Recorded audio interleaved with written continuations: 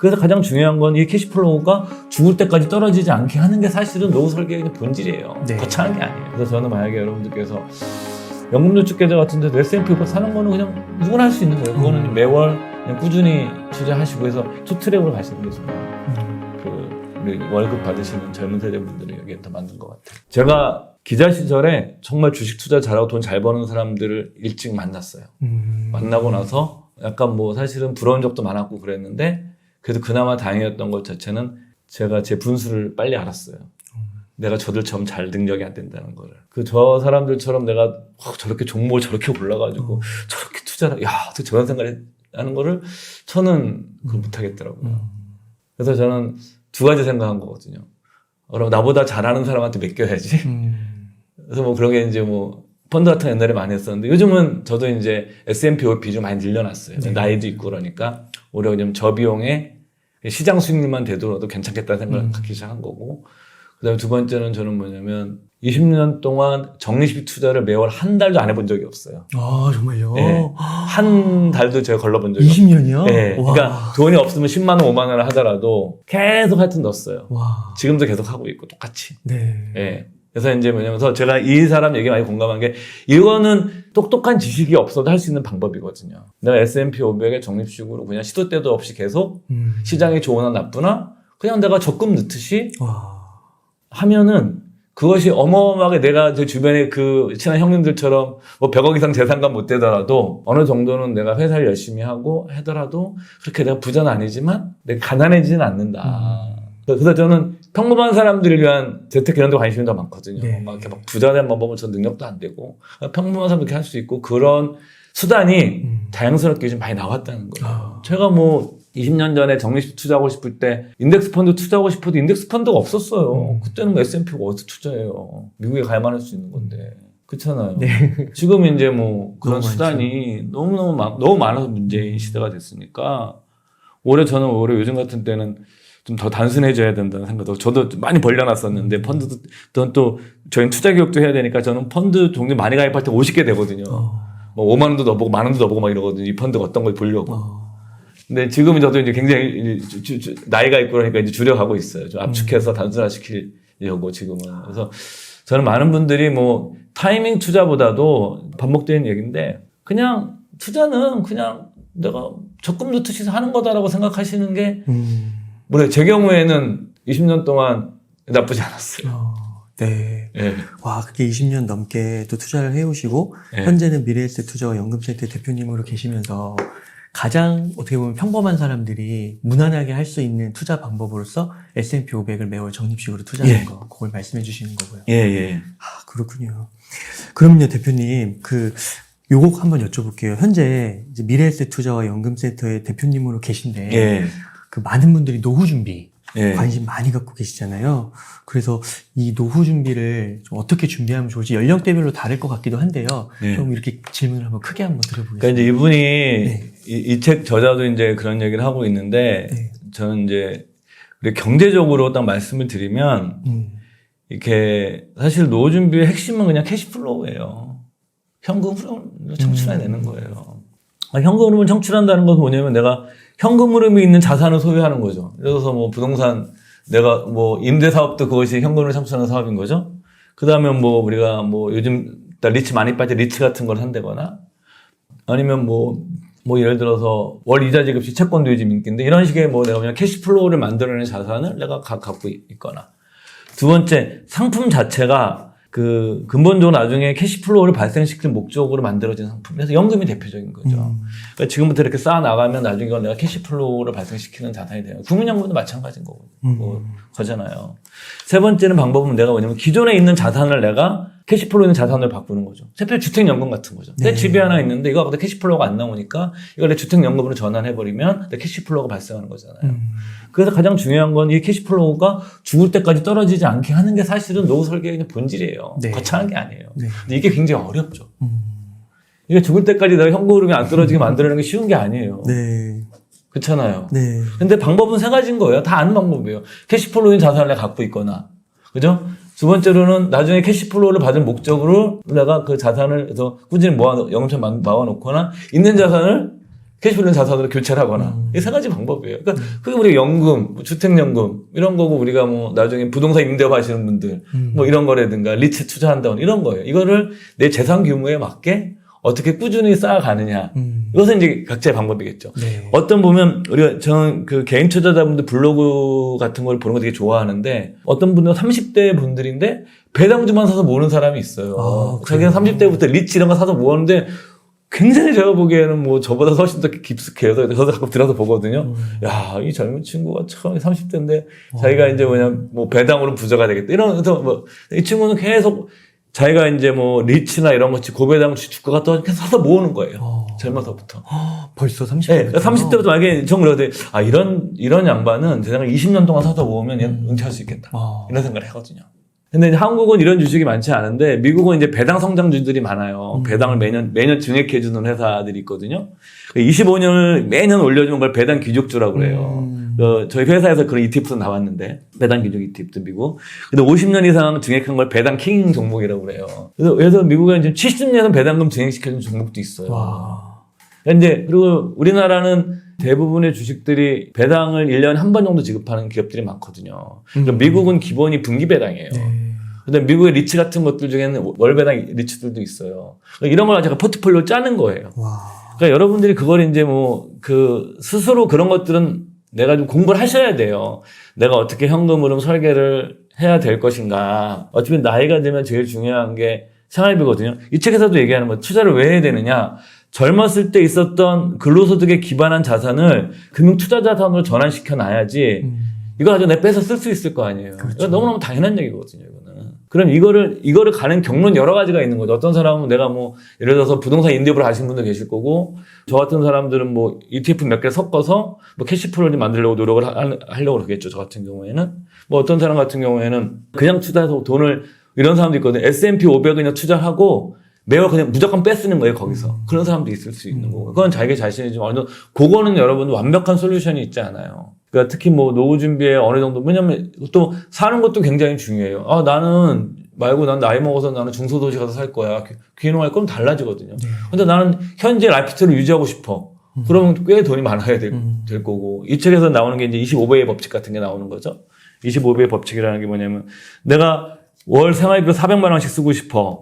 그러면 이게 1년이면 4,800만 원이잖아요. 네. 여기다가 25를 곱하면 내가 60세 은퇴해서 90세까지의 총 생활 필요 자금이 나오는 거예요. 네. 계산해보면 13억, 12억. 예, 그 정도 되면. 근데 이 기준은 뭐냐면 50%는 미국 채권에 50%는 미국 주식에 포트폴리오를 짰다는 전제를 하고 그럼 이렇게 그다음에 여기서 이제 매년 내가 400만 원씩 인출을 해도 매월 인출을 하고 이렇게 포트폴리오 짜놓고 해서 S&P 500이랑 미국 국채랑 사놓고서 여기서 내가 무조건 같은 비율로 50%딱 맞춰놓고 매일 빼쓰는 거예요. 네. 400만 원씩 예를 들면 이렇게 하게 되면 이 시뮬레이션 해봤더니 이게 이 책에서 다 나오지만 이게 대공황도 거치고 스태그플레이션을 거쳐도 최악의 상황에서도 이런 포트폴리오로 해서 내가 한 13억 정도 되는 돈이 있으면 내가 400만 원씩 빼서 30년 동안 이 돈이 고갈이 안 된다는 거예요. 여기 국민연금 계산하고 주택연금 계산하게 되면 25의 법칙을 쓰더라도 어마어마한 돈이 필요하진 않아요. 그래서 저는 연금 같은 거 제가 투자 연금센터에서 그런 게 아니라 연금 같은 거 있을 때 꾸준히 많이 넣어 두시라고 말씀드리고 그리고 이제 퇴직연금이라든가 지금 연금저축계좌 같은 것들이 지금 건보료 선정 기준이 안 들어가요. 이번에 이제 정부에서 이제 건보료 선정 기준을 늘려서 한번 건드렸는데 반발이 되게 심했었죠. 어찌 보면 비판하는 게 이중과세거든요. 왜냐면 근로소득을 내가 내고 나서 나온 돈을 내가 연금에 넣은 거기 때문에 여기다 과세한다는 것 자체는 좀 문제가 있는 거죠. 그래서 그런 반론도 있긴 하거든요. 이거 누가 맞는지 모르겠지만 국민연금은 전체 총액에서 가져가는 거잖아요. 그렇지만 우리가 연금저축 계좌에 들어오는 돈은 여러분 근로소득세 다 내고 네, 그렇죠. 순전히 받은 현금에서 내가 가입하는 거기 때문에 여기다가 또 과세를 한다는 것 자체는 그렇죠. 안 맞고 미국의 401K라는 그런 제도가 있어요. 한국 그거 벤치마킹 온 제도인데 미국 애들도 그렇게 안 하고 있거든요. 그래. 미국에서도 그렇게 그 돈을 가지고 세금을 더 매기진 않거든요. 네. 그래서 이제 그런 것들을 꾸준히 하시는 게 저는 굉장히 이게 평이한 방법이지만 사실은 가장 평범한 사람들이 접근할 수 있는 아주 확실한 방법이라고 생각합니다. 아, 네, 그렇군요. 그러면요, 대표님 그런 것도 혹시 있나요? 이게 뭐 보통 근로자들의 소득이 얼마인데 그 중에서 얼마 정도는 계속해서 이런 뭐 배당 귀족주라든지 연금이라든지 이런 거를 최소한 어느 정도는 넣어야 그래도 어느 정도 최후의 이게 이제 우리가 가계저축률을 그런 지표로 삼거든요. 한 가격에 내가 쓸 수 있는 재량껏 쓸 수 있는 가처분 소득이라고 그러는데 가처분 소득에서 얼마 정도 내가 저축할 수 있냐서 우리나라가 80년대 저축률이 제일 높았어요. 80년대 저축률이 70년대 80년대는 뭐 세계 최고 수준의 저축률이었었어요. 근데 이제 이때는 물론 이들이 뭐 저축률 일단 보면은 근데 이 당시에는 우리가 뭐 사회보장제도 잘 돼 있지 않았었고 고금리 시절이잖아요. 네, 당연히 저축에 대한 인센티브도 강했고 세 번째 이때 같은 경우는 뭐 그 고금리에다가 사회보장 같은 것이 잘 안 돼 있었으니까 안전판이 없으니까 사람들이 이제 저축을 많이 할 수밖에 없었고 해야 되는 유인 같은 것이 사회적으로 근데 이제 저축률이 계속 이제 선진국이 많이 떨어진 경향이 나타나는데 지금 너무 낮죠. 그래서 이제 저는 이게 얼마 정도를 해야 되느냐 저축을 이제 우리가 이제 저축률만 놓고 보게 되면 지금 아마 저축률이 요즘 데이터 안 봤는데 10%가 안 될 거예요. 그러니까 사람들이 우리나라 가계 저축률이 가처분 소득에. 네. 내가 한 100만 원, 20살에 남는데 100만 원이면 거기서 10만 원 저축도 안 될 거예요. 아마 못 하시는 분들 꽤 많을 거고 그 아래 구간으로 내려가게 되면. 근데 여기서 이건 저는 이제 그럼 저축을 어떻게 해야 되냐? 이제 제 경험을 말씀드릴 수밖에 없을 것 같아요. 이거는 왜냐면 저도 이제 근데 물론 지금보다 여건이 더 어려우시죠. 근데 저도 이제 30대 초반에 돈도 없었고 이래서 제가 할 수 있는 게 아무것도 없더라고요. 그 당시에도 도대체 내가 뭐를 해야 돈을 벌지? 다른 사람들은. 그래서 생각해보니까 저 종잣돈도 없고 아무것도 없는 거예요. 그래서 그때부터 저는 제 급여의 한 40에서 50%를 그리고 막 영원히 할 수는 없잖아요. 2년 내에 3년 정도 압축적으로 하는 거예요. 그럼 종잣돈이 생길 거 아니에요. 투자를 하기 위해서. 그래서 저는 만약에 여러분들께서 그 연금 같은 것들은 좀 능력도 넣으시고 그래서 내가 추가로 하시려고 그러면 여러분들께서 막 너무 길게 모아서 적금도 3년짜리 같은 거 가입하지 말라고 그러거든요. 중간에 일 생긴다고. 이러니 말고 1년이나 6개월 단위로 압축해서 돈 1,000만 원 확실히 모으고 그럼 이렇게 모은 돈은 내가 함부로 쓰지 않거든요. 힘들게 못 모았으니까. 그래서 저는 돈에도 심리가 개입이 되잖아요. 정서가. 그 돈 가지고 그럼 내가 그때부터 투자를 어떻게 할 건지 고민하게 될 거라고 생각하고 두 번째는 뭐 연금저축계좌 같은 데도 S&P 500 사는 거는 그냥 누구나 할 수 있는 거예요. 그거는 매월 그냥 꾸준히 투자하시고 해서 이 투 트랙으로 저축해서 종잣돈 만들고 연금 같은 것 통해서 그냥 꾸준히 내가 능력껏 쭉 넣고 이렇게 투 트랙으로 가시는 게 저는 그 우리 월급 받으시는 젊은 세대분들이 여기에 더 맞는 것 같아요. 그 연금저축계좌는 공제받을 수 있는 한도 정도. 여유가 되면 더 넣어도 돼요. 왜냐하면 공제 안 받은 것도 나중에 또 세금 또 안 내니까. 근데 그 해외 같은 경우에는 그런 걸 넣게 되면은 우리가 그 해외 뭐 ETF 같은 거를 뭐 국내에 상장되어 있는 해외 ETF는 15.4% 배당소득세를 내고 해외에서 우리가 직접 직구하는 거는 이게 양도소득세 22%가 되잖아요. 근데 그걸 연금 계좌로 사게 되면 이 세금을 안 내고 나중에 연금소득세로 가기 때문에 세금이 더 낮아져요. 더 좋네요. 네, 그러니까 연금저축계좌에서 해외 투자는 연금저축계좌 하시는 게 제일 좋아요. 세금 측면에서 가장 그 조세 효율적이라고 그러죠. 그런 거를 저희들 용어로는. 한도를 넘겨도 좋은. 그렇죠. 저도 한도서 연금저축계좌는 1,800만 원까지 할 수 있어요. 한 달에 150만 원까지. 요즘도 전액해준다는 말도 있는데 내년인가 아마 될 거예요. 저 기억이 안 나는데 하여튼 뭐 능력이 되면은 150만 원씩 넣어도 돼요. 그리고 내가 안 받은 거는 그냥 인출하면 돼요. 상관없어. 그 공제 안 받은 금액은. 근데 원금은 인출하면 원금은 세금이 없거든요. 그 이자에 대해서 나중에 세금이 생기는 거지. 원금은 내가 안 받았으니까. 그럼 1,800만 원도 어떻게 보면 월급쟁이 분들에게는 상당히 큰 금액이니까. 그러면 1,800원, 제 생각엔 1,800원 한도 채우시는 분들 많지 않을 거예요. 그 소득이 꽤 많아야 하실 거니까. 그래서 뭐 하다가 돈 생기면 추가 넣어도 돼요. 추가하고 또 빼도 써도 되고. 네, 내가 뭐 400만 원까지 세액공제 되는데, 그것도 넣었다, 이렇게 넣으면 돼요. 그리고 내는 원금은 어차피 안 받았기 때문에 내가 인수 상관이 없어요. 그렇군요. 네. 그 연금저축계좌를 잘 활용하면 되겠네요. 그쵸. 하나만. 네. 그리고 S&P 500, 여기 되게 많더라고요. 그 종류가. 코덱스도 있고, 타이거도 있고, 막 되게 많아서. 이 책에서도 그런 대목이 나오죠. 어셋 얼로케이션이라는 표현이 나오는데, 우리가 이제 자산 배분, 그 어셋 얼로케이션인데, 여기 나오는 게 어셋 로케이션이라는 개념도 있어요.